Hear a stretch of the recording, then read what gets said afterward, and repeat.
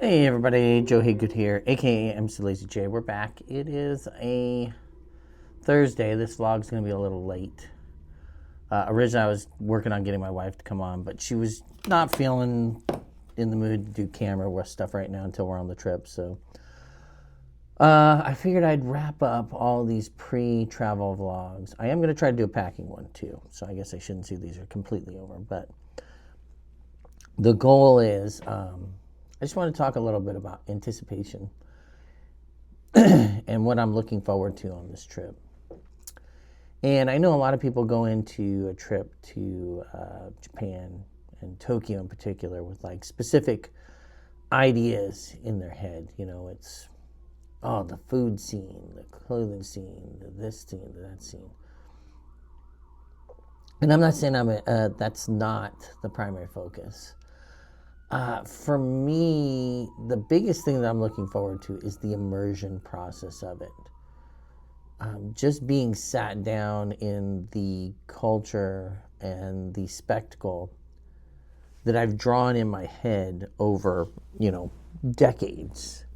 For me, Japan has been this sense of idea that I've built in my head since, like I said, I was probably 10 years old the first time I really thought about, like, oh God, I'd want to go to the place.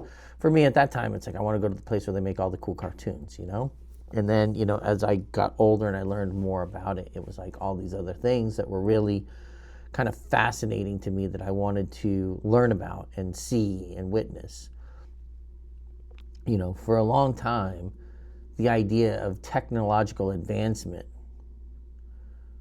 in my head was built around the idea that Tokyo was so much more sophisticated, and Japan in general, than the United States, with the fact that broadband moved faster here, that high definition moved faster here, that technology, cell phones, all kinds of stuff moved faster in Tokyo and Japan than they did anywhere else. So seeing all that really is like a big deal to me. Now, the other thing is Akihabara as a whole. That's probably the main focus point for me. Now, what's funny is over years you realize that Akihabara is a very small location in regards to Tokyo in general. It's this very small footprint of a very large metropolitan area. But it's the central idea of anime, tech, gaming, just all that kind of atmosphere rolled into one area. And so, because of that, obviously, that's probably the thing I'm looking forward to the most. And it's one of those things where I worry because you've built this anticipation of what a place should be like for so many decades, that is there a way it can live up to that hype, that it can live up to that standard? And the answer is probably no. But the idea of seeing it is very, very strong. But the idea that's funnier is that over time, and as I have gotten older, and the games that I play and everything, probably the other bigger focal point for me is Kabukicho and Shinjuku. The Kabukicho district is modeled pretty detail oriented to what you see in the Yakuza and now like a Dragon series. I mean, when you first go to Kamurocho, which is Kabukicho's counterpart in the game, it's basically the narrow alleys of Golden Gai, the Don Quixote that's on the corner, just all these areas that when you see them, the big lit up gate that's there at the entrance to Kabukicho, all that stuff shows presence to the game. Now, is it a 1-to-1? No. Like the Golden Gai area and Omori-yokocho areas are much smaller in scale. I think, but the idea of what it represents is like, oh yeah, this is like, I'm walking into that game. These areas look very familiar. And so that's probably another big kind of immersion point is seeing that, you know, as someone that played Persona, you know, and especially the latest one, it really brings Shibuya to light. And the idea that I didn't realize that Shibuya was such a prominent point for like kids and young people, like as a meeting spot. And yet it is. It's this huge place where people come together and meet because it's easy to identify. You go to the Hakucho Gate. But anyways, yes, I am looking forward to some of the food. Although I am curious, and I will probably put together a little series about this when all is said and done, and a side video compiling all the stuff that we had. That will basically focus on what it's like to be a picky eater. And from a standpoint of not just being picky to be picky, but someone that has to watch what they're eating for fear of, hey, last thing I need is having a blockage while I'm on vacation and having to go to an emergency room and all that good stuff, right? So I am curious to do a video about that, just to kind of see, you know, give that presentation of, hey, if you're coming here, yes, you can do it, and here's what you need to do. I know customization is a very difficult concept in Japan, and even if you ask for things to be customized, it doesn't mean that they will be customized. And I do know that there's places that will customize. So I'll be interested to put that together. But, you know, I know there's people that are really huge on food, and it's like, you know, for me, it's that I'm not as big of one of those people because I don't appreciate food as much, because there are a lot of things that I just can't eat, and I eat a lot of things very plain and dull. And, you know, for that matter, it doesn't meet that idea of being a foodie. Now, my wife, on the other hand, will probably enjoy and partake in a ton of the food and really enjoy it, because she has a much larger palate and is less restricted by diet than I am. So for her, going and seeing all these different things that she can try is really cool. Her worry is more about just having the appetite to eat all the stuff that you see. So that's always a big thing too. Like, you know, I joke with the idea of being on Takashita Street and there's like crepes and there's potatoes and there's cotton candy and there's cheese pull sandwiches and there's this and there's that and there's the Peanuts Cafe and there's, you know, and you start thinking like, I can't eat all this food, you know, I can't eat all this food.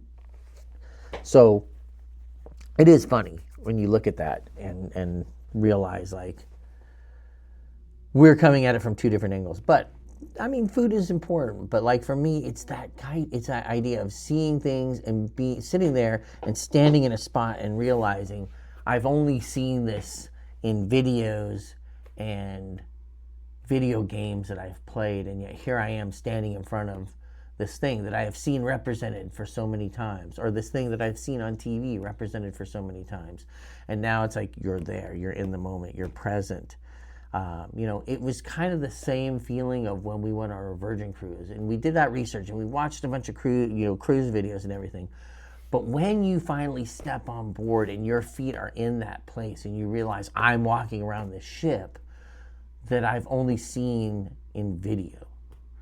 And I look back and watch our videos from those trips, and it's like, man, yeah, we were actually on that boat. That's crazy, you know? So I think that's my biggest thing. You know, am I going to enjoy buying merch? Of course. Who doesn't like buying merch? You're in Japan, you want to buy stuff, especially with the exchange rate. Still, at least for now, being, you know, tailored to our favor at 153. It's sad because it wasn't like almost 160, not more than a week and a half ago,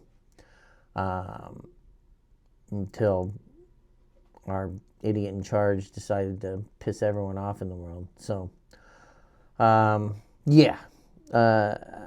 So yeah, like merch is a cool thing and experiences, you know, but it's that just idea of that immersion point of like knowing I'm in the place I've seen. It's like, yeah, I've seen this in video, but now I'm right here. My feet are on the ground and I'm looking up at this thing that I've only seen on TV or in video or in a video game. And it's like, but I'm here. I can tangibly touch it. I can see this thing over here that I've seen before, but now I'm here. It's me experiencing it. And that's like probably the thing that's the most important. I know my wife will probably tell you the food, and she will probably tell you the idea of seeing a lot of the merch that's available and the places like that.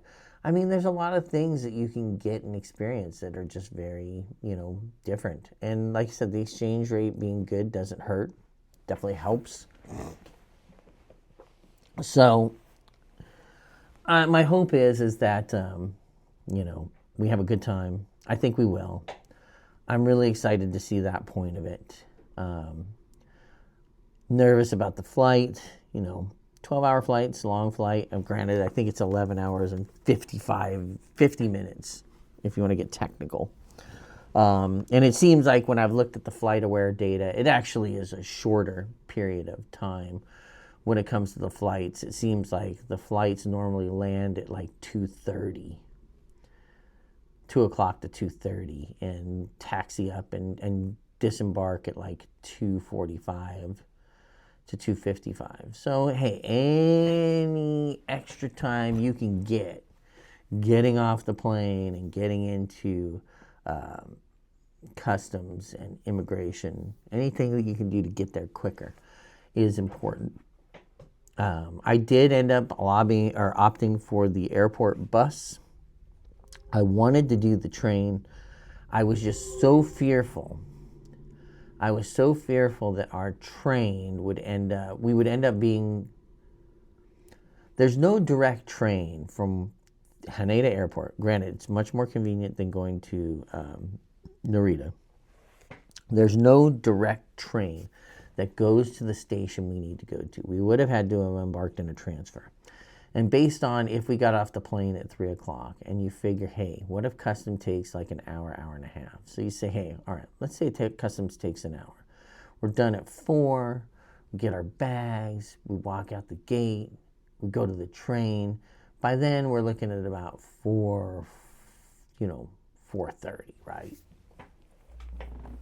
Now it's a 20 to 30 minute train ride, I believe, to the transfer point, which would have put us in a station where we would have had to transfer to the Yamanote line at 5 p.m. in the afternoon with luggage, backpacks, all that kind of stuff.